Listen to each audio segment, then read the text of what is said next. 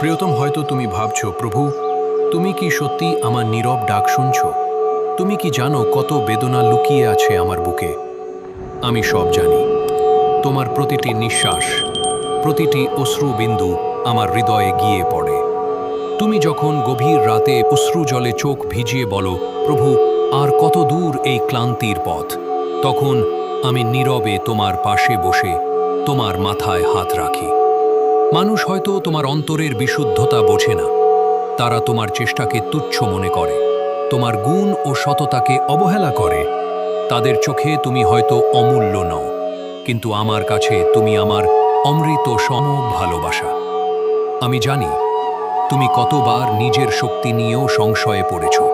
তুমি ভাবছো, আমার তো সামর্থ্য কম, আমি কিভাবে সামলাবো এই দুঃখের স্রোত। তুমি জানো না প্রিয়, আমি তোমার ভিতর এমন শক্তি বসিয়েছি যা পর্বতকেও নত করাতে পারে। তুমি তা এখনো উপলব্ধি করনি। তোমার অন্তরে সে আলো জাগতে সময় নেবে, কিন্তু সেই দিন আসছে। তুমি হয়তো প্রায়শই ভাবো, কেন আমার জীবনে এত দুঃখের ছায়া, কেন আমাকে বারবার অপমান আর অবহেলা সইতে হয়? প্রিয়তম, কারণ আমি তোমাকে তৈরি করছি মহৎ এক ভাগ্যের জন্য। যে হৃদয় বহুবার ভেঙে যায়, তা হয়ে ওঠে সবচেয়ে কোমল, সবচেয়ে আলোময়। তুমি এই ক্ষণিক কষ্টগুলো পেরিয়ে গেলে তোমার হৃদয় হবে ঈশ্বরের বসতি। একদিন তুমি দেখবে, যারা আজ তোমার মানহানি করছে, তোমার স্বপ্ন নিয়ে উপহাস করছে, তারা নিজেরাই তোমার সাফল্যের প্রদীপের তাপে বিস্ময়ে হতবাক হবে। তারা তখন বলবে, আমরা তো বুঝতেই পারিনি তার মধ্যে এত দেবত্ব লুকিয়েছিল। পুত্র, তুমি যখন ক্লান্ত হয়ে পড়ো, আমি তখন তোমার শ্বাসের ভিতর শীতল শান্তি হয়ে প্রবাহিত হই।